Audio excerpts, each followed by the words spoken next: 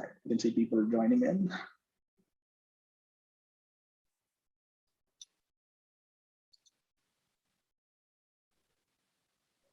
Hey, Anish.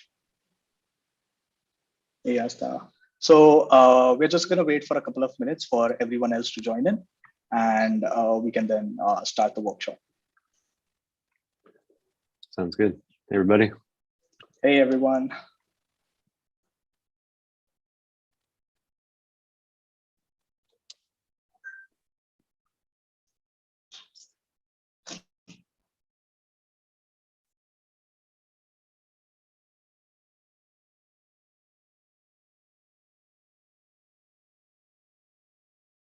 We'll just wait for another minute.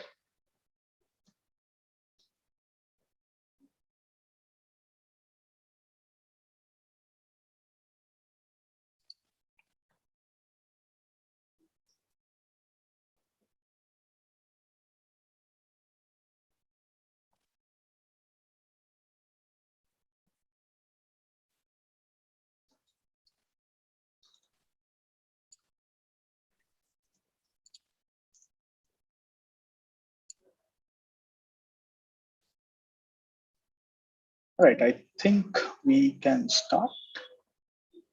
Yeah. So hey, everyone, thanks for joining in. And we have Richard today from Chainlink, who will be talking more about how to leverage Chainlink into your dApps, which you're going to be building at Ethernance, and also shed some light on the bounties up for grabs and how could you basically leverage Chainlink into building a great app and winning those bounties. And as for questions, there is a Q&A box which you can see. So make sure you're posting your questions in the Q&A box. Richard and I will be covering them towards the end of the workshop. And yeah, I mean, over to you, Richard. Yeah, thanks. I appreciate it. You mentioned the bounties. So for the bounties, we will be selecting 5 projects to give $1,000 worth of link to each. In order to be eligible for those bounties, you'll need to use one of the Chainlink products at least to make what we like to call an on-chain state change. Essentially, do something on the blockchain with one of the Chainlink products. And we'll be covering all of them today. And I'll have a little demo that kind of highlights 2 of them, but not the 3rd. So we'll take a look at that. So let me share my screen. Can everybody see my screen? Are we good? Yep, we can see your screen. Fantastic. So yeah, I think that I'm going to approach the question of what is Chainlink through the lens of looking at NFTs and what I think is going to be the next generation of NFTs. Before I get started, I am Richard Gottlieb. I'm a developer advocate at Chainlink Labs. My Twitter is there, R.Gottlieb. If you'd like to reach out to me on Twitter, I'm happy to talk about this presentation or anything blockchain related or pretty much anything in general. And my email's there as well if you'd like to reach out afterwards. So let's talk about NFTs. We're going to take a look at the past, present, and what I think is going to be the future of NFTs. But before we get into that, just to make sure we're all on the same page, we need to define a few terms. The first of which is NFT stands for non-fungible token. I'd like to take a look at fungible tokens first. Fungible tokens are essentially anything where you care about how many you have, not so much which ones. That means that you're going to look at them slightly differently than NFTs. There are things that are generally considered uniform. A great example of this is currency, right? I don't care which dollars I have, I care about how many I have. And you can swap them around and interchange them, and you don't really care that you get the same ones back that you gave someone else. If we were to look at an example, we have 2 people who have 1,000 tokens each, and the person on the left gives 500 to the person on the right, and then the person on the right gives 500 back. We don't know which 500 were given, but at the end of the day, they each have 1,000 again, and everything's good, right? We don't care which ones. If you consider it like some sort of coin or a dollar bill, whatever, that's the principle of fungible tokens. Fungible goods are the same way. It's basically anything where you don't care which ones you get, you just care about how many. In light of that, we can take a look at non-fungible tokens. They're essentially the opposite. You care more about which one you have, right? Currently, NFTs, non-fungible tokens, are becoming really popular in the art space, right? Digital arts and NFTs are like synonymous right now. And you care about which one you have, and they're not really interchangeable, they're unique. Real world examples of this would be, again, art, right? If you had a painting, you'd care about which painting you had, not how many you had necessarily. Another great example I like to think of is real estate. Real estate's a really good example of something that's not fungible. If you own a house, you care about owning your house, right? If I said, hey, I'm just going to swap houses with you, that'd be great, right? Not necessarily. So non-fungible tokens are ones where you care about which one they are, not necessarily how many you have. They're not easily swappable. So in the same example with those two people, if we had the person on the left give the person on the right something, we couldn't just give them back any old NFT and have things be in the same state they started in.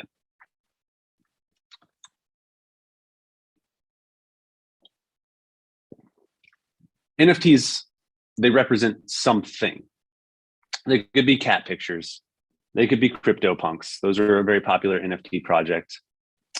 Interesting things to think about with NFTs. You could use them for ticketing, right? If you wanted to control entry to an event, an NFT would be a good way to do that. You could have them represent things like tweets or posts on social media. Badges. I don't know if you have any experience or are familiar with the POAPs, but those are NFTs. They show that you did something, that you went somewhere. Another thing is trading cards. I used to play a game called Magic the Gathering. It's kind of similar to another trading card game. Pokemon, similar idea to like sports trading cards. And all of those are unique, and they have value based on their rarity and all these different aspects. And I like to use that framework to think about the future of NFTs, especially something like a sports trading card. And we'll talk more about that in a little bit, but just kind of keep that in the back of your mind for now, thinking about sports trading cards. So today, NFTs, they're really popular. Billions of dollars are in the marketplace for NFTs, but they're pretty much static. And that piece, the staticness of NFTs, currently is viewed as like a positive thing, where if you purchase a piece of artwork, you want it to be there and reliable, right? You want that piece of artwork to be the same. And that's one type of NFT. I see a huge possible space in dynamic NFTs. So take that trading card, right? If you think about a rookie trading card for some, I don't know, like a baseball player, right?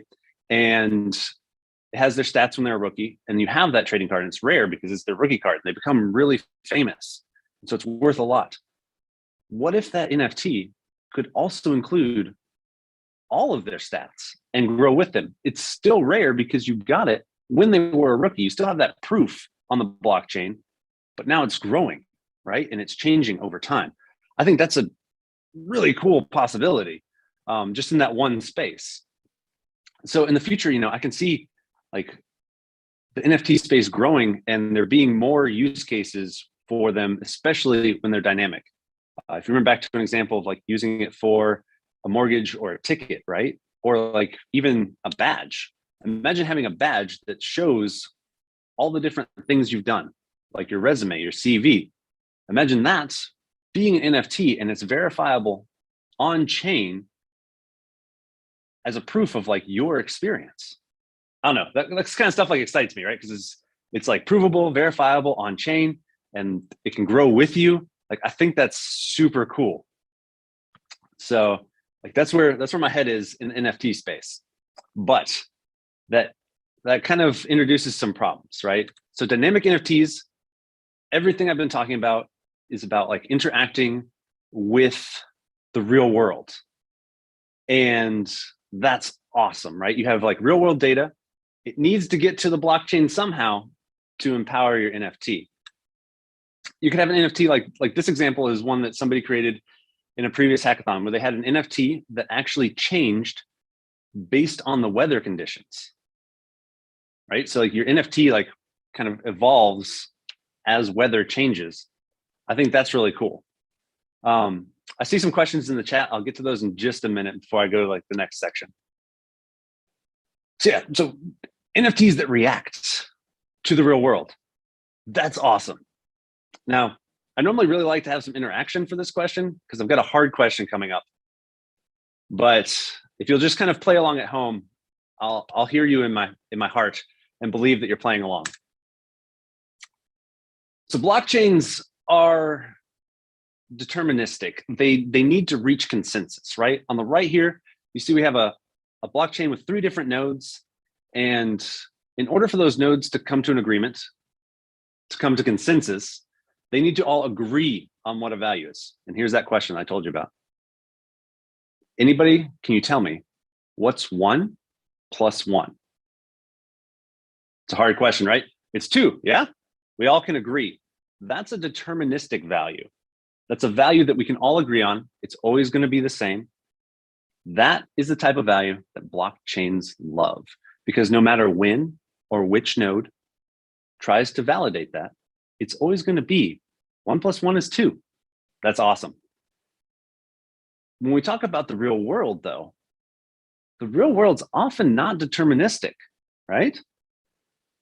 If I were to say something like, not 1 plus 1, but like, what's the temperature outside right now?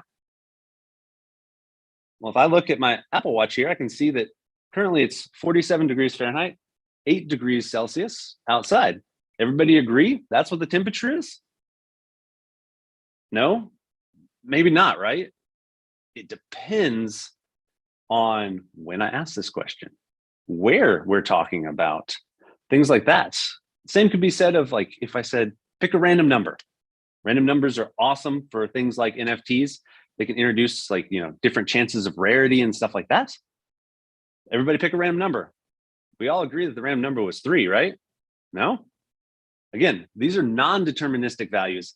The blockchain space doesn't like them. And when we think about the real world, like that weather example, it's often not deterministic. And that creates this problem of reaching consensus.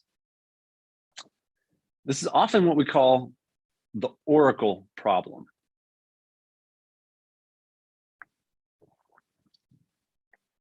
Now, the oracle problem essentially creates this disconnect between the real world and the blockchain. We can't get that non-deterministic data on chain, right? We need something to fill that gap there in the middle. That's where solutions like Chainlink come in. Chainlink is a distributed oracle network.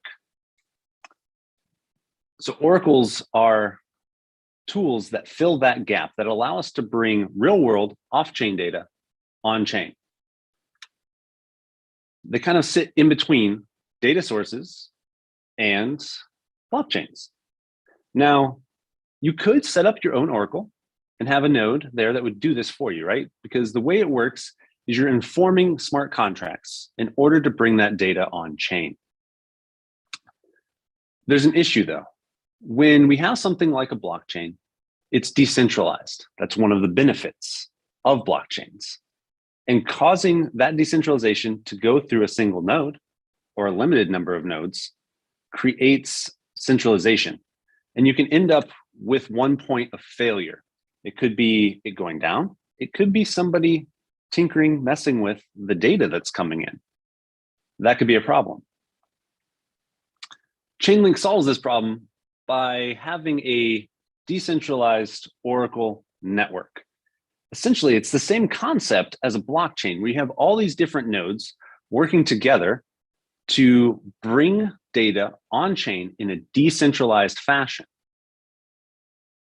That's pretty cool. It solves the problem of blockchains kind of being in this bubble of not being able to interact with the real world. I think that's huge. That also enables us to do things like create dynamic NFTs. So let's take a look at a few of the questions real quick before I go any further. There's one here: can a dynamic NFT have some value today and then expire after some time?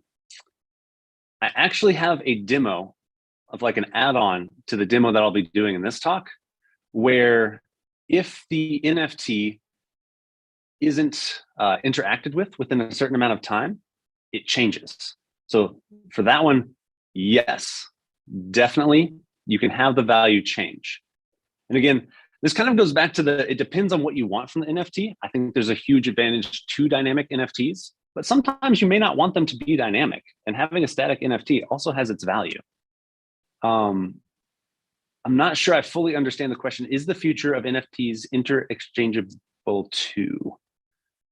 I'm not sure I fully get that question. I'm sorry.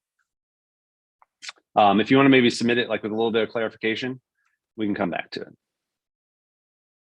So before we go any further, does anybody have any questions about the Oracle space and getting real world data into the blockchain?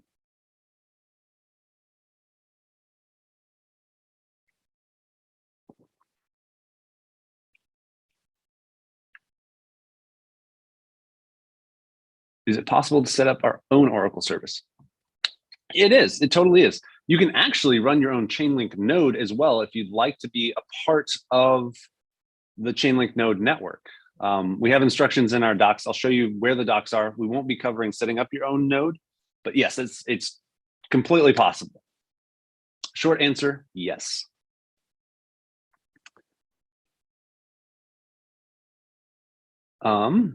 How to use price feeds? We will actually see that in the demo. And who are the validators of data in Chainlink? Data on the blockchain is an interesting thing, depending on which data we're talking about. For something like price feed data, it's really cool because since it's decentralized, all of the different oracles that are responding about a price feed are kind of all validating each other because they're all kind of keeping each other in check there. We'll talk about that just briefly in a little bit. And then what is Chainlink in simple language? I think this is the last question I'm gonna take right now. I think I would just say Chainlink is a decentralized Oracle network. So essentially you're creating a network of oracles to bring that off-chain data and compute power, which we'll talk about in a little bit, to the blockchain. We mentioned data feeds. We'll take a look at those here in a minute. But first I'd like to talk about Chainlink VRF, or verifiable random function. I personally simplify this down. When I see VRF, I just think random numbers. That's what it provides.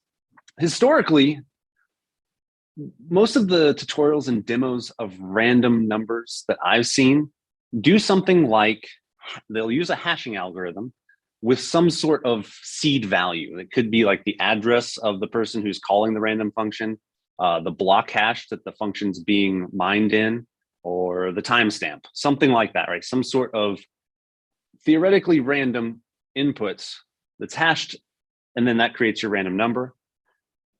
That can cause problems though, because if you incentivize someone enough, they might decide to be malicious when they generate that random number. Here's what that could look like. Say we're doing something very simple, like we're betting on the outcome of a coin flip, heads or tails, and you get $1 million if you guess right. When you're generating the random number, you can know the inputs that are going to create that random number. One of the great things about blockchains is that they're transparent, and you can actually see the smart contract code and know what's going on. That's a great thing, but it also opens up the possibility for exploitation like this, where if you are mining that, you can kind of pre-game it and know what the outcome is going to be, and then decide, I'm not going to mine that block with that value because I don't win the coin flip. I'll wait until I win, then I'll mine it. Everybody agrees the random number was generated correctly. I just waited till it was generated in my benefit. VRF takes that random number generation to the Oracle network. And on the Oracle network, it creates a random number with a proof to show that it was created in a truly random fashion.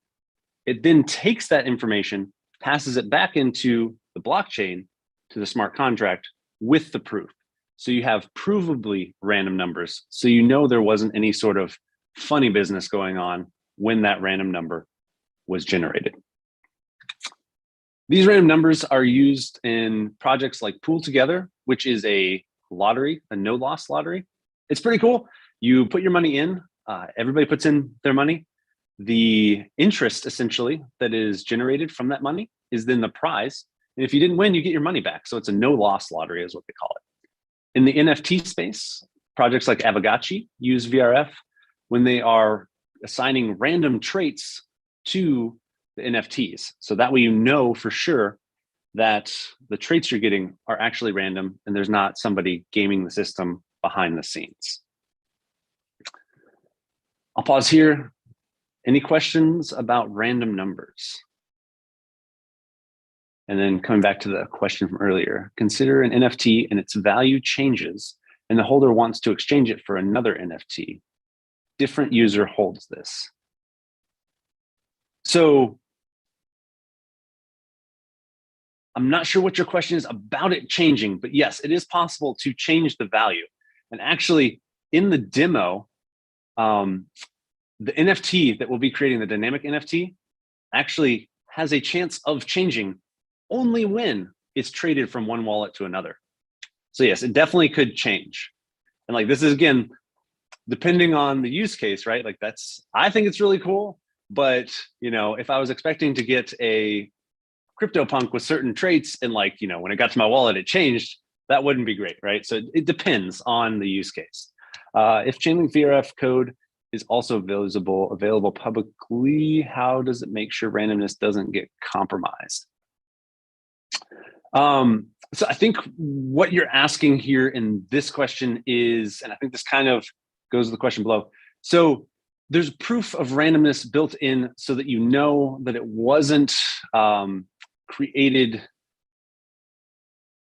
in a manipulated way. I don't really have time to get into like the behind the scenes of it, just given our time frame and wanting to get to that demo.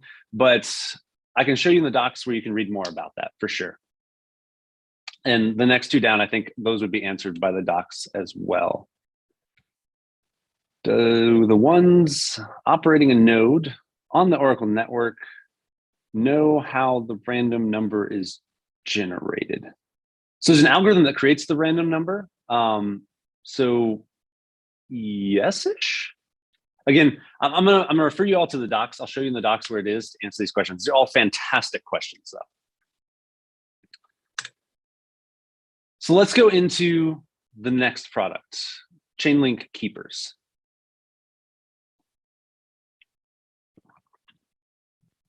Chainlink Keepers, I like to think of them kind of as two things. If you're familiar with Unix-based operating systems, even like on Mac OS, they have this. There's this concept of cron. Cron is a job scheduler, essentially. That's one of the things that Chainlink Keepers provides, is automation or scheduling of events.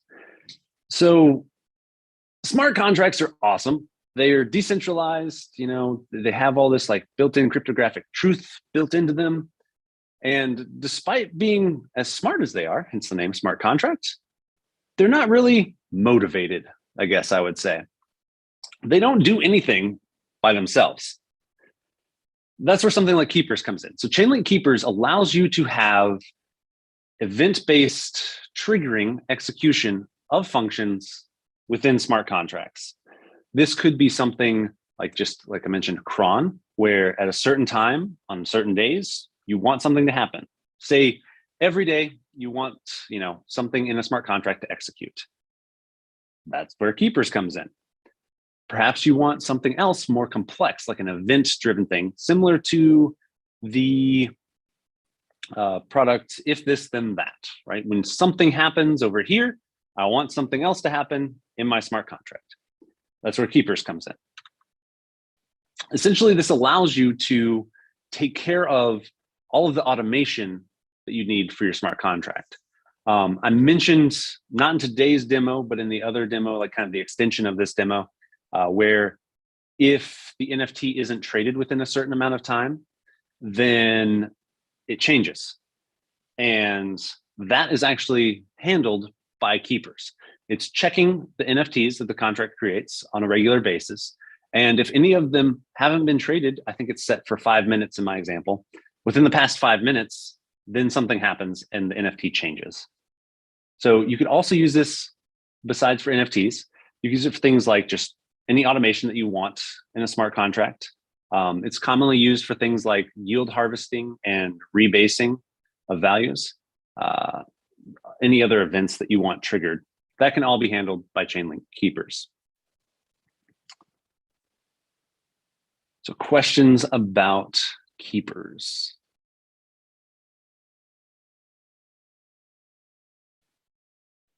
How is it different from Gelato? I don't know a ton about Gelato, so I'll start with that.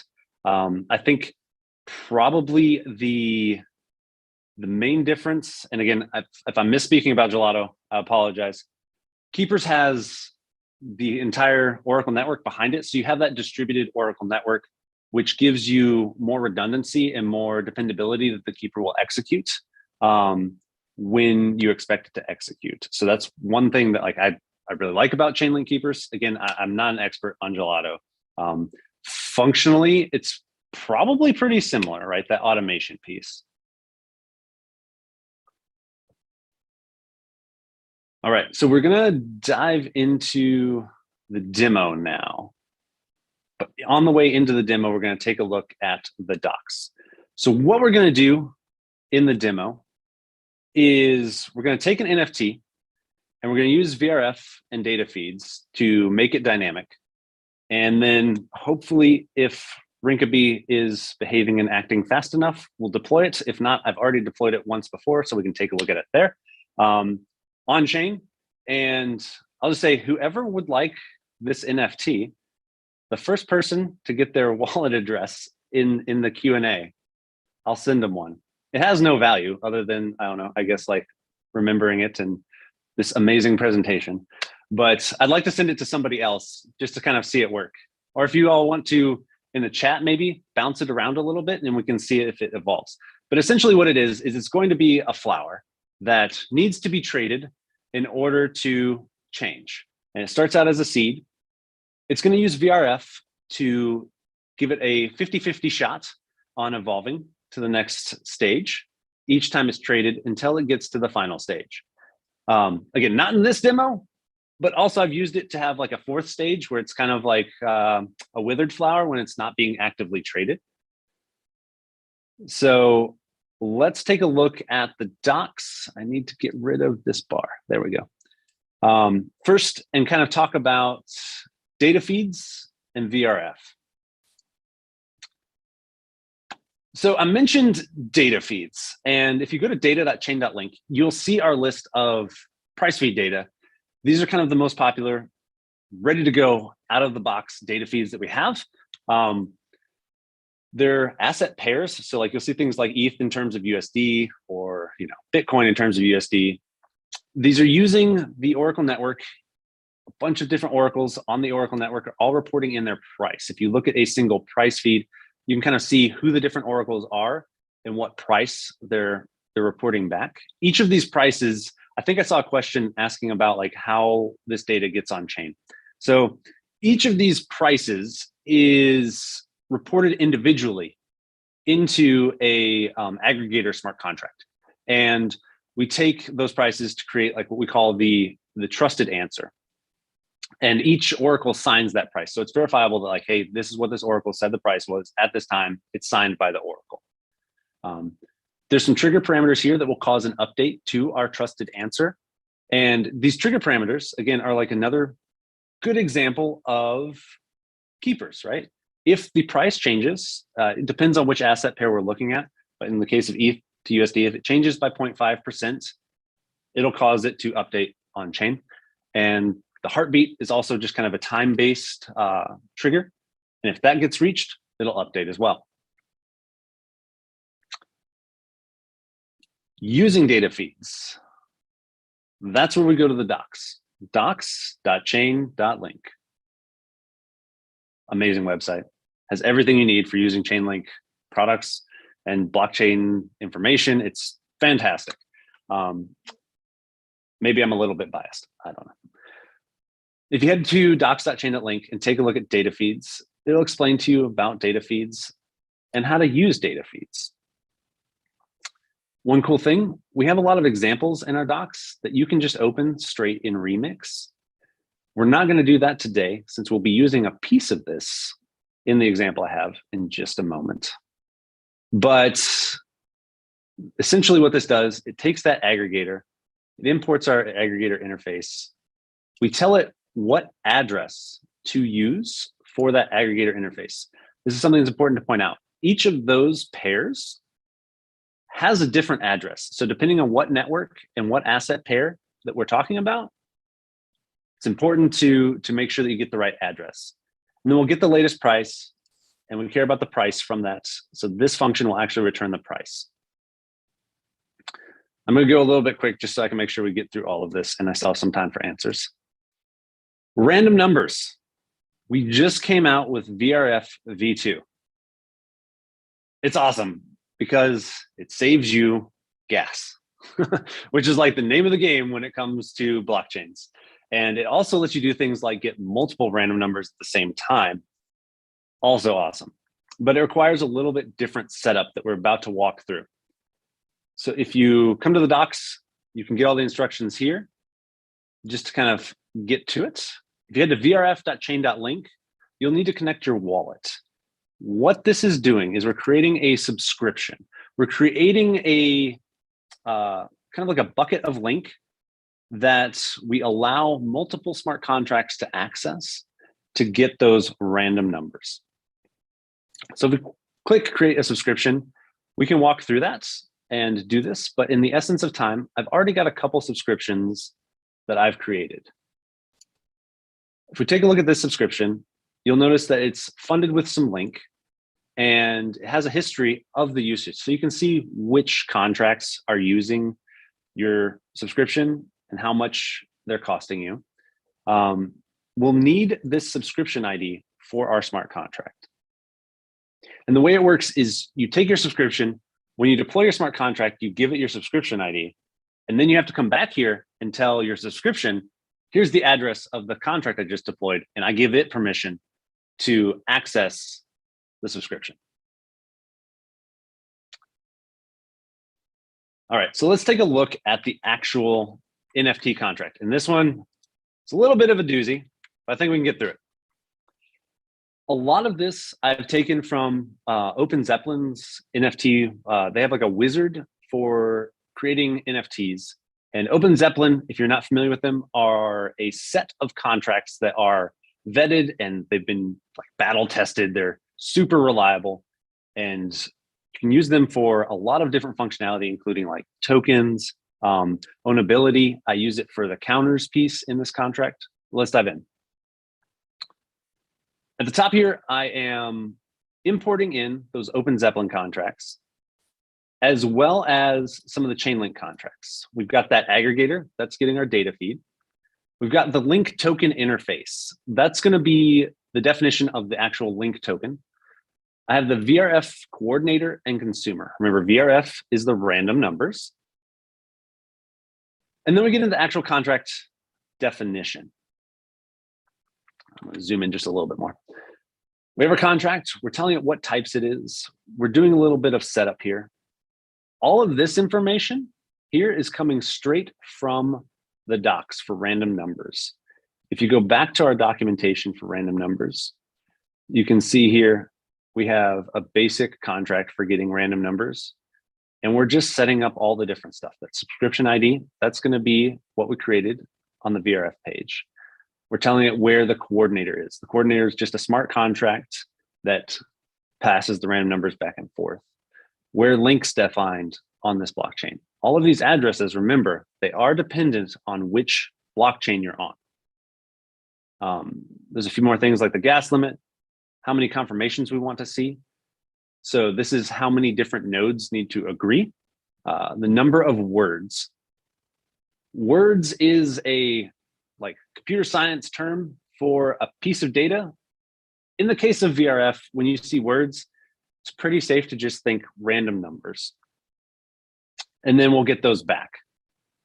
So we have that same thing in our contract, right? We have the subscription ID, the coordinator, links address. I am only getting back one random number here, and we're storing it. We also have a few things like a mapping for the random number to the NFT ID, the token ID. That's important because if you're familiar with JavaScript and like async await functions, that's kind of how random numbers work, where we make a request from our smart contract to get a random number, and then we have to wait for the Oracle network to get back to us. And so it's going to come back with that number, and we need to like have a mapping of, hey, this request goes to this NFT.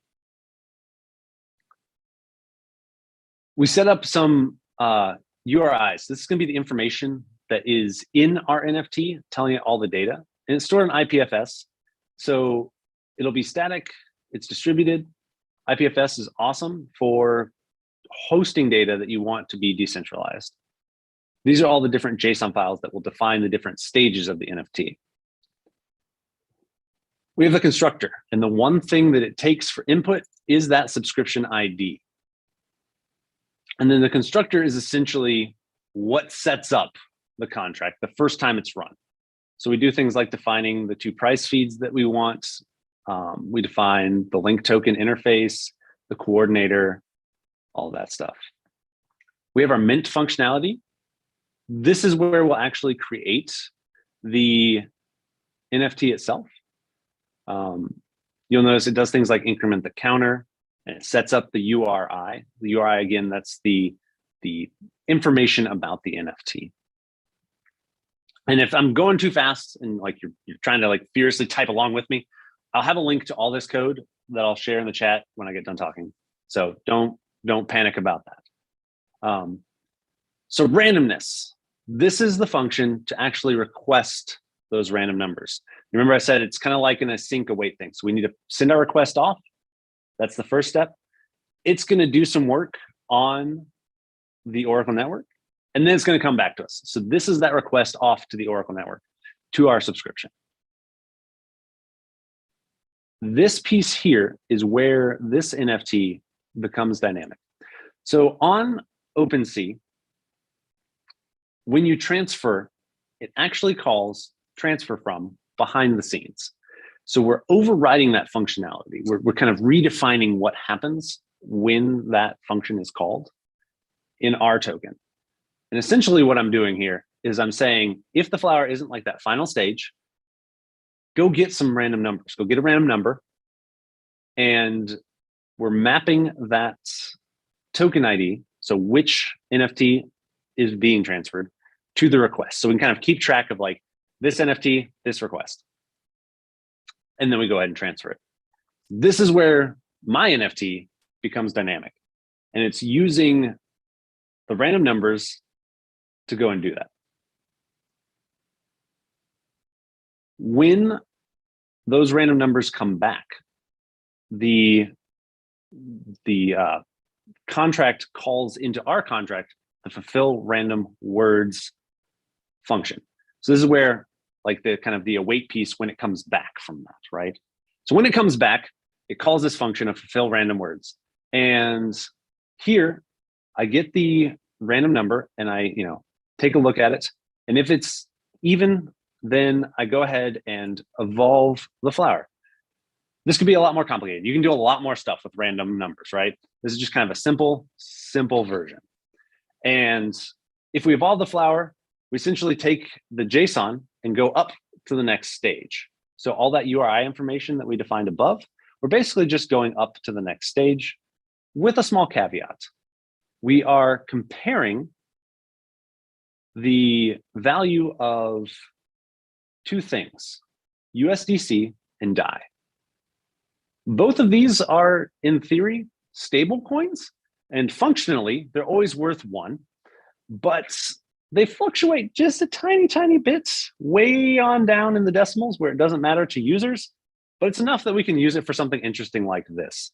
So depending on the price of USDC to DAI, I set one of 3 different color profiles, and I use that when I evolve the flower to, again, influence which JSON object is picked, which the JSON includes the image that you end up seeing on OpenSea.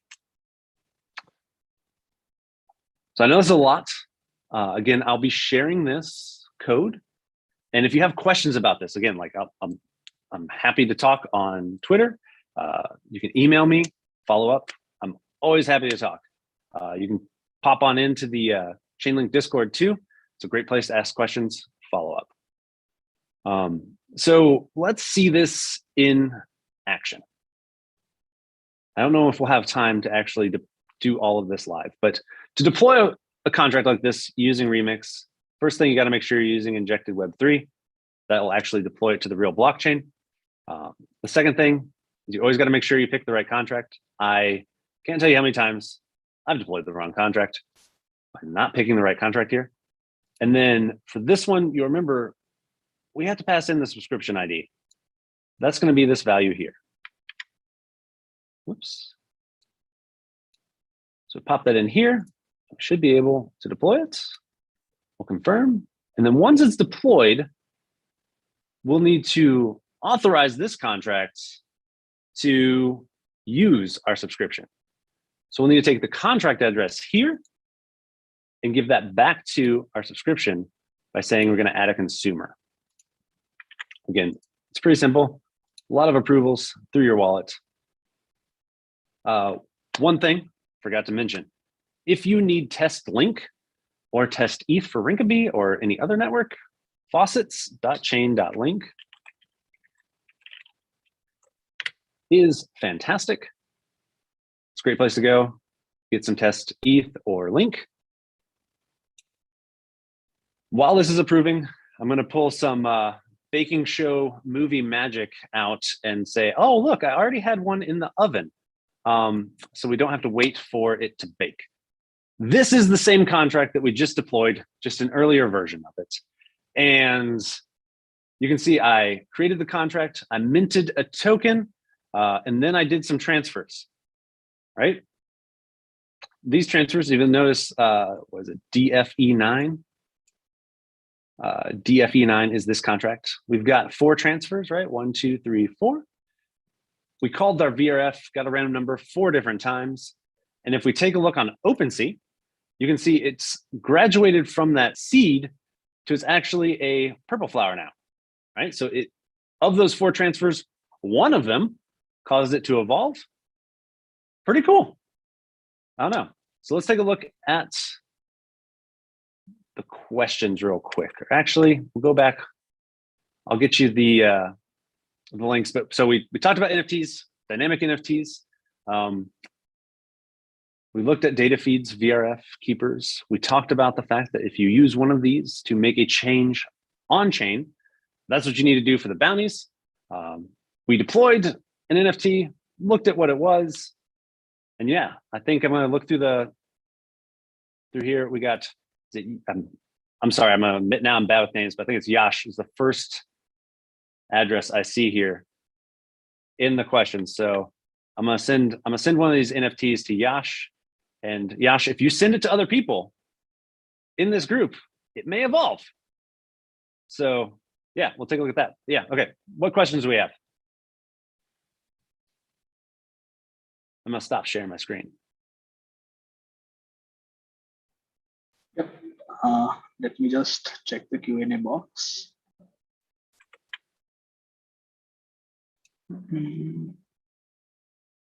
All right, I can see a question from Nitin. A smart contract runs a function on a single node. This function calls to single node of Chainlink. Same Chainlink node sends back a random number. It was a bit difficult to keep track of the question. All right, I can see another question. Could we do an NFT reveal based on time trigger? Any example in the docs? we do an NFT based on time trigger? Yes. So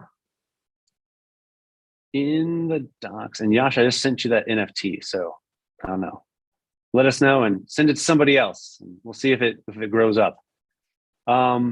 Yes. So let me share my screen again real quick, and we'll take a look at keepers. It's this one. Share screen. Can y'all see my screen? Yep. So. Okay, so here's the main docs page. It's kind of separated into three groups as far as writing smart contracts go. We have EVM chains. That's going to be things like Binance, Polygon, Ethereum. We have Solana, and then we have Terra. Talking about keepers, that's going to be what we need for time-based updating. Those docs will be here. And from here, you should be able to get going, and you'll need to make sure your contract is compatible. It's going to have a couple of functions in it. Check upkeep and perform upkeep.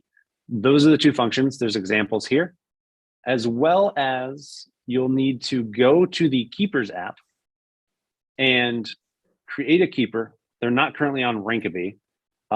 If we change to, I don't know, something like Mumbai, you can register an upkeep. This is where you basically set up that keeper, and then you'll need to let it know. It's kind of the same process as VRF, right? Where you need to let the keeper know about the contract, and you need to fund the keeper with some link. But yeah, you should be able to get there from the docs. Hopefully that answers your question. At least get you started down the right path. There's another question. So in a single line, Chainlink is used for time triggers, but I'm confused about the random numbers. Like, what is the purpose of them? Maybe like let's cover some interesting use cases for the VRF. Yeah. So I guess in a single line, I'd say Chainlink is used for Chainlink is a distributed Oracle network, right? And so yes, it's used for keepers, which does the time triggers, like you said. It's also used for random numbers, right? And use cases for random numbers, generating random traits for NFTs is one. Picking lottery winners, right? That could be another one.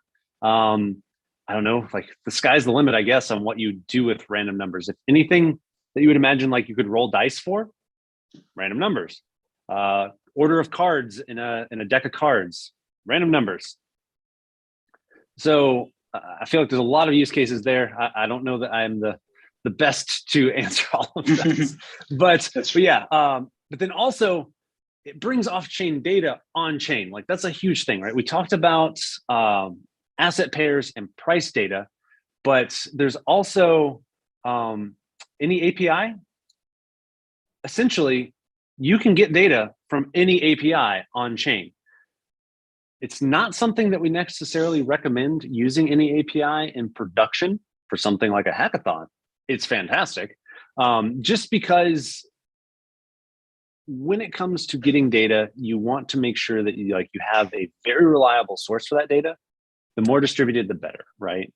So any API, just to call a single API, you can do that here, but then you're kind of centralizing your data request. Sounds good. We have one more question. Can we collect players' data from off-chain games, let's say like Dota 2 or CS:GO, and make NFTs and make NFTs change if player reaches X amount of performance? I think that's like an example. So I think that most of those games have like an open API, right? I'm going to assume that. And given that, absolutely, literally you could use like what I'm sharing right now on my screen, any API to do that, where you're pulling in that data and you need to somehow, like with the NFT, associate it with their account, like have that be a part of the NFT when you're checking for that data. And then having it like automatically updates when they reach a certain level. To me, that sounds like using Chainlink keepers to check on a consistent basis. But yeah, like I don't know. I'm not saying that's a good idea for a hackathon or anything, but that sounds like a good idea for a hackathon. Something like that, right? Like a dynamic. It's almost like POAPs where you get them for going to an event, but like you get your like on-chain NFT that grows with you, that shows like, hey, I'm the world's like second worst CS:GO player, and I miss all my shots. I don't know. That was what mine would say. It would be like, this guy, like, I'd be happy if I got to 2% accuracy, up from 1%. So, all right. So let's take one last question, and then okay. we have a specific channel for Chainlink on our Discord. So we'll be happy to take your questions there as well, and you can also join Chainlink's Discord. There is a lot of things mentioned in the doc, quite comprehensive. You'll be able to find most of your answers, but feel free to reach out to the team as well. So the last question we'll be taking is by Smriti. Can the VRF be used for a scenario when an NFT is transferred to a custodial account and the user is notified on email with a random number, and then the user can come back after a few days and then claim the NFT using that random number? Ooh. So getting the VRF number to email is something that I'm not sure about there. I don't want to say no, because I feel like, anytime we're talking about programming stuff, like the answer to is it possible to is always yes, but getting there is the challenge. So that's a very interesting use case. So like kind of like an authentication code, right? Like that's interesting. I would caution though that anytime you're doing stuff on chain, transparency is one of the big benefits of blockchain stuff. And so anytime you're doing something on chain, remember it's transparent. And so I think like if you're using it for some sort of verification piece, that might be risky. But yeah, that's a very interesting use case. I'm just not sure about like possible, yes, feasible, realistically. I'm not sure. Sounds good. I think Smriti, you can feel free to reach out to Richard, later on over chat or on our Discord, and can take the conversation ahead. Yeah, for sure. All right, awesome. So, folks, I think that's it for today's workshop. First of all, thank you so much, Richard, for taking out the time and explaining about the different Chainlink products out there, and also like the bounties up for grabs. I'm pretty sure a lot of our hackers at Eternals will be able to build on Chainlink and be eligible for those bounties as well. Yeah, no, absolutely. And I just threw the links in the chat. I don't know if they'll stick around or if like people want to frantically grab them real quick. We have our Discord. We have our documentation. We also have some starter kits on GitHub that will get you kind of like the skeleton for everything you need to build out projects in the blockchain space. We have them with like Hard Hat, Brownie, etc. We have Chainlink Academy, which is kind of an education piece just launched recently. And then the code that was used in this demo is in that GitHub gist. I don't know, pronunciation's hard. Yeah. So as you can see, Richard has put it in the chat. So I hope you folks have taken a note of it. And I'll also make sure that we are dropping the same links on our Discord as well. Yeah. Once again, thank you so much, Richard. Yeah. Reach out there on Twitter. That's probably where I'm most active. So, or the least noise currently, at least. So you'll have a better chance of me seeing it there. Sounds good. Sounds good. All right. So once again, thank you so much, Richard. Loved the workshop and the demo as well. And we hope Yash also sends the NFTs which was sent to other people so that it can evolve. Yeah. All right. Cool. So folks, I'm also dropping the link to a mini Chainlink quiz, which you can answer. And you'll have 15 minutes to drop your responses. And we'll be announcing the winner tomorrow. Thank you so much, Richard. Yeah, thank you.